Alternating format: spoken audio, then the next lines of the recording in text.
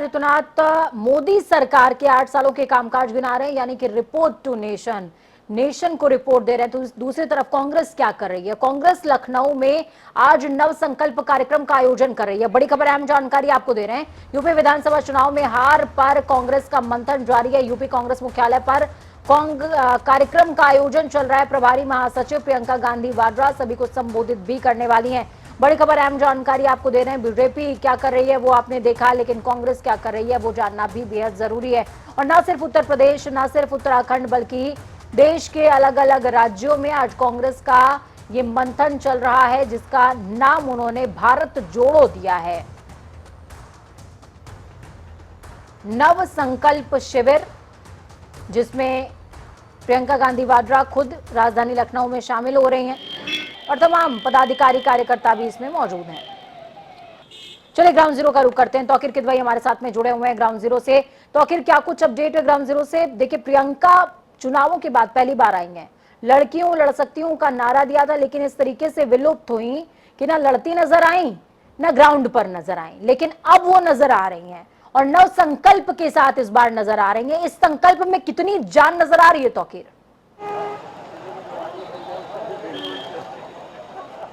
हाँ, देखिए, प्रियंका गांधी का संबोधन था, करीब 20 से 25 मिनट चला है और उसके बाद अभी फिलहाल वो पार्टी कार्यालय से निकलकर कॉल हाउस पहुंची हैं। इस 20 मिनट के जो वक्तव्य में प्रियंका गांधी का जो फोकस था वो बूस्टअप करना था अपने कार्यकर्ताओं को, क्योंकि पूरे प्रदेश भर के जो प्रत्याशी थे, चाहे वो लोकसभा के रहे हों चाहे विधानसभा के, वो प्रत्याशी मौजूद थे। जो संगठन है उसके पदाधिकारी थे वो मौजूद थे। तो कहीं ना कहीं जो पूरी कांग्रेस की जो जड़ है वो यहाँ पर दिख रही थी और उन्होंने उसको मजबूत करने की कोशिश भी की है। और खास बात है कि प्रियंका गांधी ने जो अजय कुमार लल्लू है, जो प्रदेश अध्यक्ष रह चुके हैं, अभी फिलहाल उनको पद से हटाया गया था, उनकी खुलकर तारीफ की और कहा कि वो संघर्ष वाले नेता थे, जमीनी मुद्दों को उठाते थे, जनता से जुड़े, जो सरकार के जनता से जुड़े मुद्दे थे उनको बुलंदी से आवाज देते थे और वो सड़कों पर ले जाते थे। तो उन्होंने अजय कुमार लल्लू की तारीफ की और इसके अलावा सभी कार्यकर्ताओं में थोड़ी सी जान फूंकने की कोशिश जरूर की है। 2022 से जो कार्यकर्ता निराश था, कहीं ना कहीं उसको थोड़ा सा जगाने की कोशिश की है कि हम फिर से लड़ेंगे, भले ही लड़ाई थोड़ी सी बड़ी है लेकिन उसको 2024 तक पूरा करेंगे और बड़ी जीत हासिल करेंगे 2024 तक। प्रियंका गांधी फिलहाल लेकिन तौकीर, अगर हम ग्राउंड पर बात करें, ग्राउंड पर कांग्रेस की जो मौजूदा परिस्थिति है वो इस तरफ इशारा नहीं कर रही है कि 1 साल के अंदर ये जो बूस्टिंग डोज दिया गया है ये काम भी आने वाला है, क्योंकि गहरी निराशा है कांग्रेसियों के अंदर। और ग्राउंड जीरो पर जो छोटा कार्यकर्ता है उसको कैसे जोड़ पाएंगे?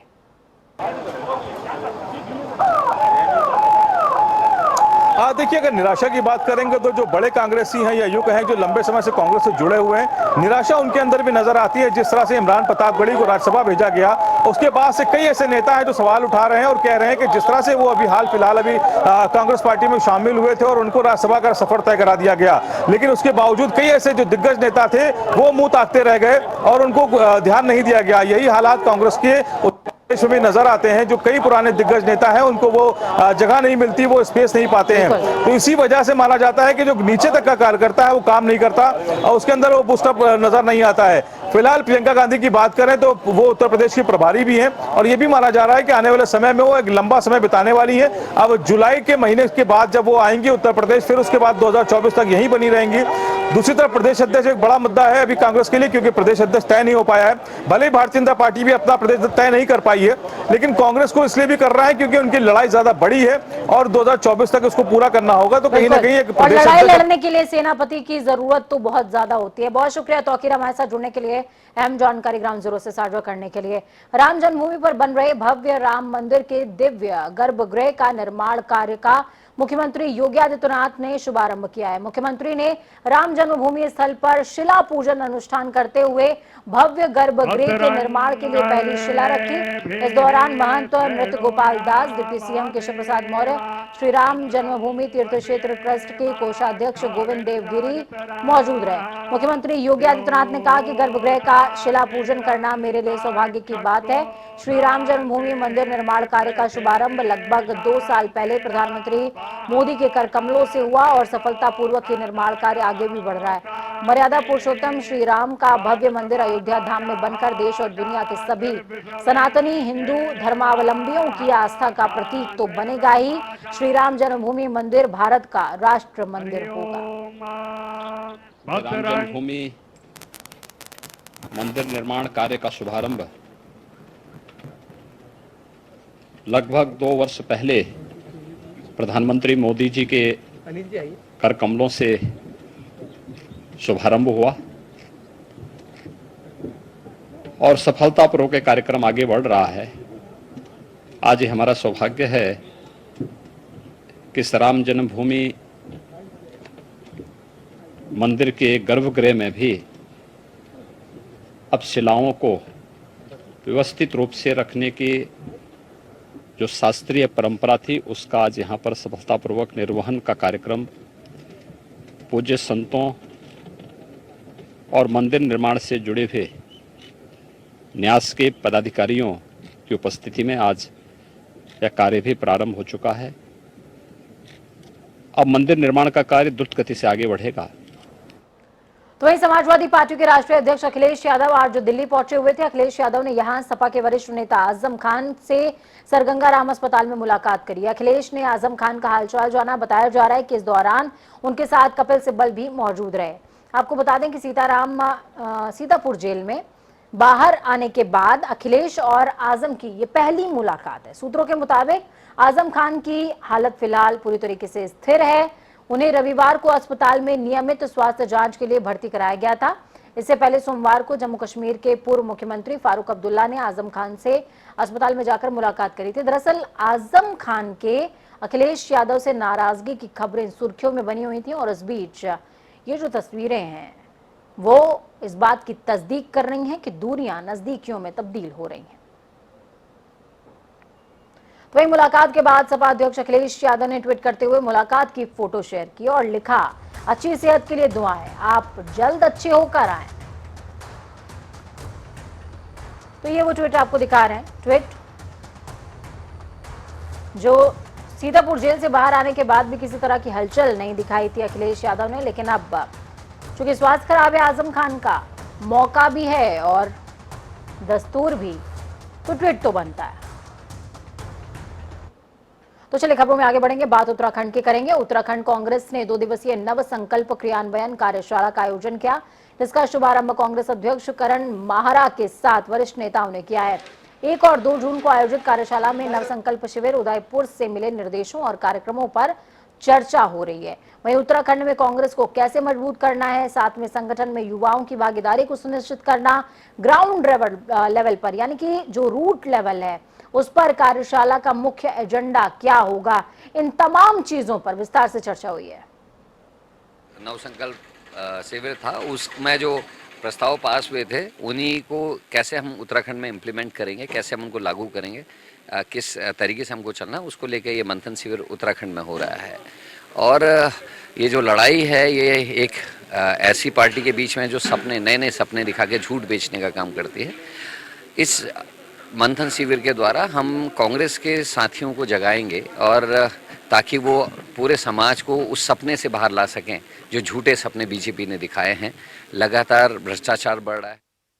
संगठनात्मक स्तर पर भी कुछ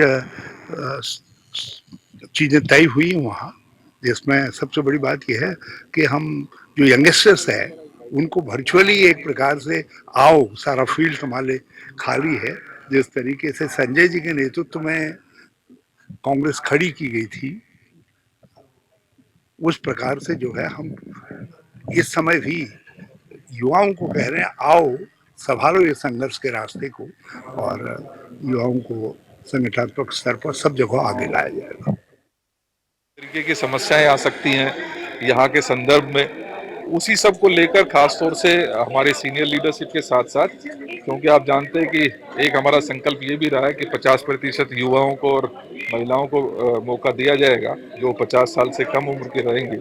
लिहाजा हमने युवाओं को ज़्यादा यहाँ पर आमंत्रित किया अपनी बात रखने के लिए, और क्या स्ट्रेटेजी होनी चाहिए, किस तरीके से हमें आगे बढ़ना है, किस तरीके से जो संकल्प हमने ऑल इंडिया कांग्रेस कमेटी ने लिए हैं उसको किस तरीके से अच्छे इम्प्लीमेंट कर सकते हैं, उसी सब को लेकर आज यहाँ पर चर्चा हुई। तो चलिए ग्राउंड जीरो का रुख करते हैं। अजीत काम्बोज हमारे साथ में जुड़े हुए हैं। अजीत, आप तक मेरी आवाज पहुंच पा रही है? अजीत, करण माहरा हो, देवेंद्र यादव हो या फिर हरीश रावत, ये कहते नजर आए कि चिंतन शिविर तो मात्र अंगड़ाई है, कांग्रेस के आगे बहुत लड़ाई है, कितनी सच्चाई, कितना फसाना? बिल्कुल पूजा, अगर उत्तराखंड कांग्रेस की बात की जाए तो करण मारा के अध्यक्ष नियुक्त होने का देखिए पहला बड़ा कार्यक्रम है जिसमें सभी की सहभागिता महत्वपूर्ण हो जाती है। नव संकल्प चिंतन शिविर इसको नाम दिया गया और सीधे तौर पर एक क्रियान्वयन कार्यशाला इसको बताया जा रहा है। और साफ है कि कैसे कांग्रेस को ग्रास रूट पर मजबूत करना होगा। और खुद राष्ट्रीय महासचिव हरीश रावत इस बात को कहते हुए नजर भी आए कि युवाओं को जमाना है और युवाओं को ही अब आगे लाना होगा। देवेंद्र यादव ने इसको इंप्लीमेंट करने की बात कही है कि 50 साल से कम के जितने भी लोग हैं उनको आगे भागीदारी सुनिश्चित करनी होगी। तो तमाम विषयों को लेकर राजधानी देहरादून में 1 और 2 जून को ये चिंतन शिविर आयोजित किया रहा है, जिसके पहले दिन यानी कि आज 2 सत्रों में इस पर चर्चा हो रही है। अभी 6 साढ़े 6 बजे तक ये चर्चा लगातार चलेगी कि कैसे ग्रास रूट पर कांग्रेस को मजबूत करना होगा, कैसे यहाँ पर काम किए जा सकते हैं। 2014 के बाद से जो कांग्रेस की हालत हुई है, चाहे देश की राजनीति की बात हो या फिर उत्तराखंड की राजनीति की बात हो, लगातार वो पिछड़ती जा रही है। और उत्तराखंड में भी जो एक हालिया विधानसभा चुनाव हुए थे, कांग्रेस को पूरा इंतजार था कि अब सत्ता परिवर्तन होगा और उनको सत्ता का सुख भोगने का मौका मिलेगा। लेकिन जिस तरह का मैंडेट आया, कांग्रेस सीधे तौर पर अपने आप को कहीं भी खड़ी करती हुई नजर नहीं आई है। तो ऐसे में उत्तराखंड पर कांग्रेस का खासा फोकस है। और अध्यक्ष नियुक्त होने के बाद करण मारा ने सीधे तौर पर गढ़वाल और कुमाऊं का दौरा किया और उसके बाद वो जब देहरादून पहुंचे हैं तो सीधे संकल्प शिविर में वो यहाँ देखिए, मैं अजीत आपसे एक बात और समझना चाहूंगी, अंदर खाने की रिपोर्ट में समझना चाहूंगी, क्योंकि इस शिविर के दौरान जो बैठे हुए लोग नजर आ रहे हैं, कार्यकर्ता ग्राउंड जीरो पर नजर आ रहे हैं, उनकी भाव भंगिमा इस तरफ इशारा नहीं कर रही है। वो क्लास में प्रेजेंट तो हैं लेकिन मेंटली एब्सेंट नजर आ रहे हैं। बिल्कुल पूजा, आपने ठीक कहा। अगर उत्तराखंड कांग्रेस के नेताओं की बात की जाए, 150 से 200 लोगों को इस कार्यक्रम में आमंत्रित किया गया था और ये भी वो लोग थे जो या तो चुनाव लड़ चुके हैं, जीते हैं, या किसी तरह से बड़े लेवल के नेता कहे जाते हैं। सबको वहां पर बुलाया गया था कि आपको अपनी बातें रखनी होंगी। लेकिन सीधे तौर पर आपने ठीक कहा, जो वहां भाव भंगिमाएं थी, जो उनके प्रेजेंट वहां पर लगनी चाहिए थी, उस हिसाब से नहीं लग पाई है। हर किसी को इस बात का इंतजार रहता है कि उनको लेकर संगठन ने क्या किया या उनकी तरफ से जो डिमांड संगठन की तरफ से की गई क्या वो पूरी हो पाई है। तो ऐसे में कैसे सबको एकजुट कर पाएंगे। प्रदेश अध्यक्ष करण मारा, राष्ट्रीय नेतृत्व का सपोर्ट जरूर मिल रहा है लेकिन ग्राउंड लेवल पर उनको काम करना होगा। आने वाली जो लड़ाई है वो काफी बड़ी होगी, क्योंकि आने वाले समय में सभी तरह के चुनाव उत्तराखंड में होने, चाहे निकाय की बात हो, पंचायत की बात हो, लोकसभा की बात हो। तो इन सबको लेकर एक बेहतर टीम तैयार करनी होगी और बिना एकजुटता के वो टीम तैयार नहीं हो पाएगी। बिल्कुल, जंग का मैदान बहुत बड़ा है और उसे फतेह करना उतना ही मुश्किल। बहुत शुक्रिया अजीत हमारे साथ जुड़ने के लिए, हम जानकारी साझा करने के लिए। चंपावत की बात करते हैं। कल उपचुनाव हुआ है लेकिन आज से कयास लगने शुरू हो गए और कयास कौन लगा रहा है? भाजपा कह रही है कांग्रेस की भाई हम जमानत जब्त करवा रहे हैं। क्यों? भीमताल से भाजपा विधायक राम सिंह कैड़ा ने मुख्यमंत्री की जीत का दावा किया। मुख्यमंत्री पुष्कर सिंह धामी 60,000 से ज्यादा मतों से विजयी होंगे।